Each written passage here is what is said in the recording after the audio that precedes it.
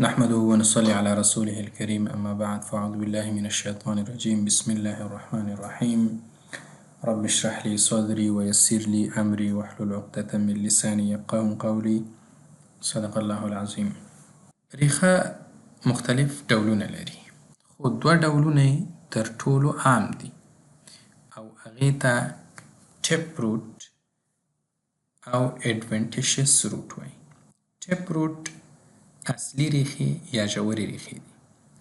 اډونټیشس روټ اتفاقي یا بېځایه ریښې دي. اوس دغه هره ریښه خپل خاصیت لري. د ټیپ روټ ځانګړتیا دا ده چې دوی د جنین د راډیکل نه منشأ اخلي چې د جنین راډیکل به په امبریولوژي کې بیا تشریح شي. همدارنګه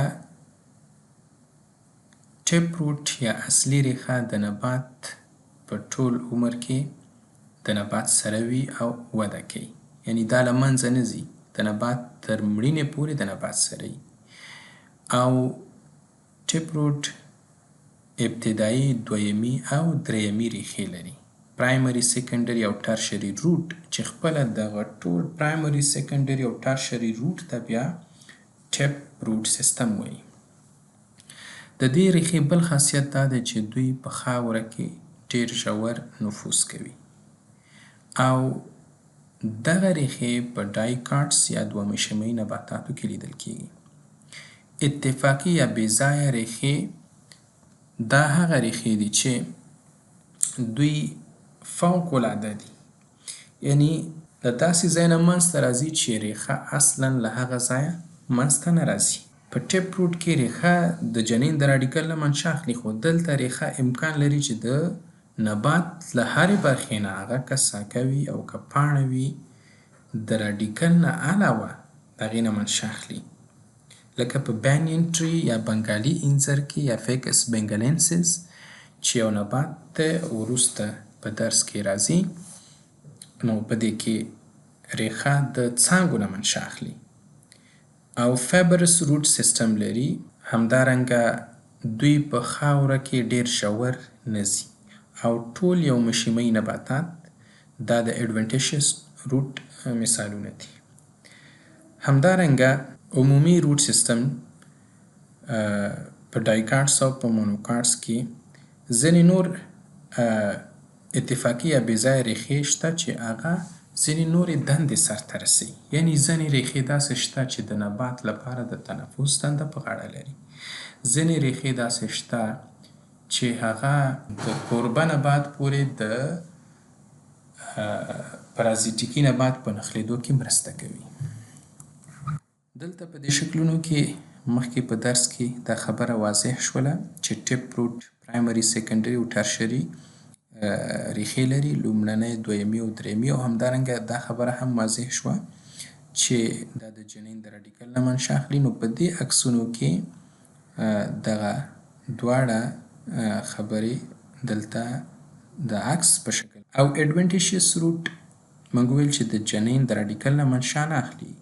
په جوارو کې که تاسې وګورئ د تنې د ښکتنۍ برخې نه ځینې ریښې راوځي او په مایله توګه بیرته په خاوره کې نفوذ کوي، چون دغه نبات ساقه ډیره کلکه نه وي، قوي نه وي، نو دغه ریښې د باد او د ځینې نورو شیانو په مقابل کې د دې نبات د چپه کېدو او یا د غورځېدلو نه ساتنه کوي. همدارنګه روټ سیستم ته راځو. روټ سیستم موږ په دوه ډوله لرو، یو فارم اف ټیپ روټس دي او بل اډونټیشس روټس یا بېځایه ریښې دي.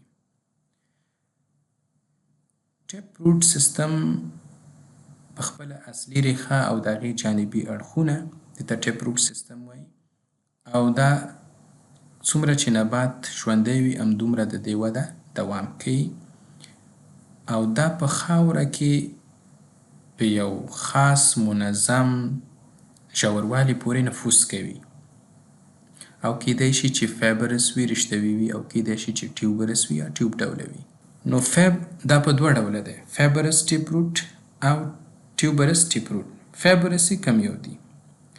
فایبرس دا په هرباشیس انوال پلانټس یعنی وخین یو کلن نبات، واښه یو کلن واښه، بین او همدارنګ لوبیا او نخودو کې دا لیدل کیږي. دغه کلمه فایبرس عموما د بې ځایه ریښو لپاره کارول کیږي او همدارنګه نوډیولیټډ ریښې په ځینې لیګومي نباتاتو کې لکه ګرام، نخود او میډیکاګو په دې کې ریښې ځینې غوټې لري او هغه غوټو کې ځینې بکتریاګانې دي چې د نایتروجن په نصب کې د نبات سره مرسته کوي. بل ټیوبرس ټیپ روټ دي. ټیوبرس ټیپ روټ یا ټیوب ډوله اصلي ریښې دا پنډې وي او پړسېدلې وي. دوی ریزرو فوډ یا زیرمه شوې غذا لري، زیرمه شوي غذایي مواد لري او دوی په 2 کلنو نباتاتو کې وي لکه ریډش، مولی، کارټ، ګازره، ټرنپ، شلغم او بیټ چغندر. همدارنګه پر انیل پلانټس لکه دندلین چې دا یو نبات دی، 2 کلن نبات دی، په دې کې هم ټیوبرس ریښې لیدل کیږي. اډوانټیشیس روټ په څو ډوله. یوې سبټیرانین or underground adventitious root دي، یعنی تر ځمکې لاندې اتفاقي یا بې ځایه ریښې. دا په 2 ډوله دي، فایبرس او ټیوبرس.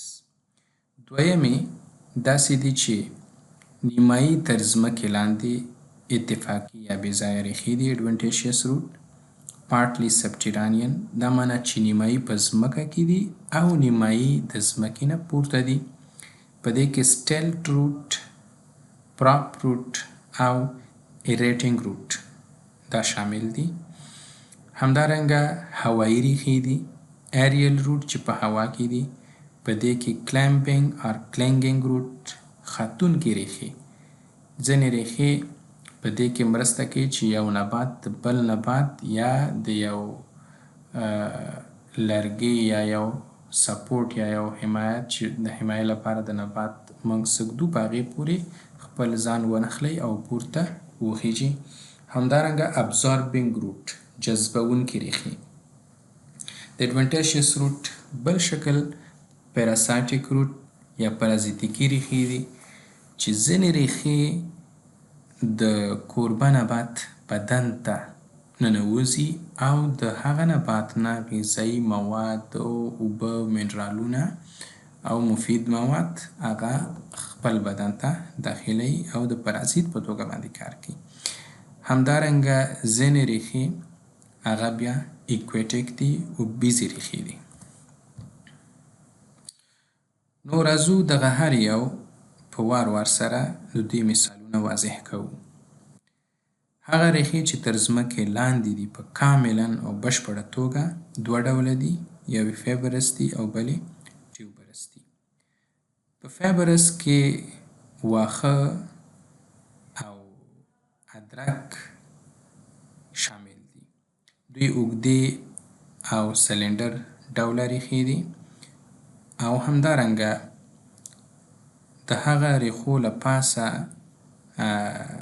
دوی عموما د ځمکې لاندې څخیدونکو ساقو له پاسه منځته راځي، لکه په ادرک کې موږ دا مشاهده کولی شو. ټیوبرس اډوانټیشیس روټ د دې مثالونه دالیا او خواږه کچالو یا سویټ پوټیټو یا خوږ الو دا د مثالونه دي او په ځینې ارکیډز نباتاتو کې هم دا حالت لیدل کیږي. دوی پړسېدلي دي او غوښینې دي دغه ریښې او دوی غذایي ذخیره شوي مواد او زیرمه شوي مواد هم په خپل ځان کې لري. د فایبرس روټ په شکل کې دلته تاسې مشاهده کولی شئ او ټیوبرس روټ هم په شکل کې تاسې